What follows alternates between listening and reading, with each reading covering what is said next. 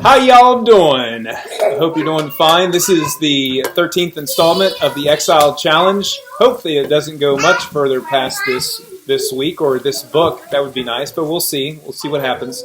Well, I thought to myself, you know what? It would be good if we had a special guest appearance of my wife on this, so you're not just hearing from me all the time.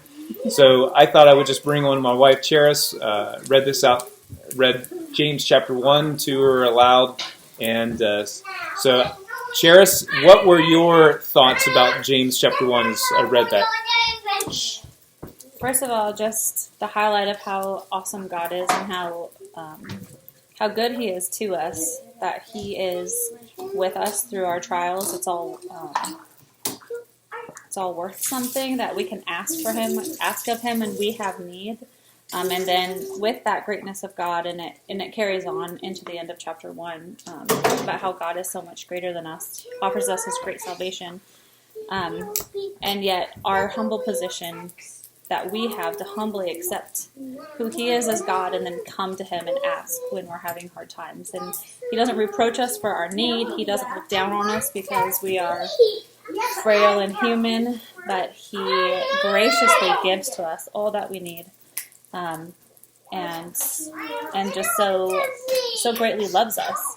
He doesn't tempt us. He's not trying to trip us up. God is, we're tempted by our own flesh, by our own desires, by our own sin, by the things out in the world. But it's not that God is out there trying to trick us. He is here to help us.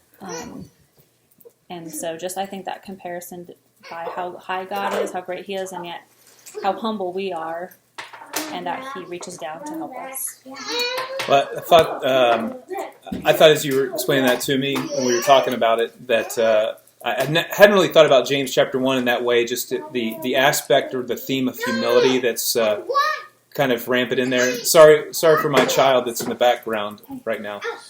But just thinking through, count it all joy when you fall into various trials.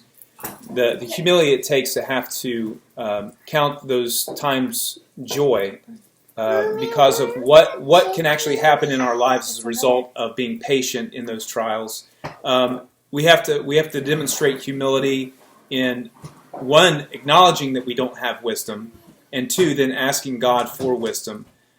Then three, just thinking through the passage, verses 9 through 11, that we have to think with humility about our humble state. We have to change our minds what we think about people and who they are. Poor people, that poor Christians, they have an exalted position, where the rich, they're in some sense made low. Blessed is the man who is able to walk through difficult trials and persevere. And so all these are a matter of faith and humility. And even lastly, verses about 21, 22 to 25, we have to humble ourselves and submit to God's word. And so all of these things take, and even the last one, verse 27, what was it? Pure and undefiled religion is this, to minister to the widows and orphans in their distress. It takes humility that I'm going to take my time to spend with the least of these. And what was the last part? And that's awful, but I can't remember off the top of my head. Oh, and being unstained from the world. All of this takes humility, and so I'd never really thought it in that direction before. So I really appreciate your insight there. Hopefully it wasn't too distracting with all the stuff going around. This is just our life. It's craziness, and here's some new cabinets behind us that are been installed for a while. So we've got a functioning kitchen, if you even care. But I just want to share that with you. So I hope that you took some time to read James chapter 1. I want to encourage you to go to the Driven webpage, share a devotional thought, prayer request, any questions that you might have, any difficult questions. Maybe we'll have some guest appearance. I know we're not practicing social distancing, but we don't have to, okay? We're married. All right. Well, I cannot wait to get back together with you guys. I look forward to it. We pray for you guys. let us know what's going on, if there's any way that we specifically can pray for you, and love to hear from you. All right?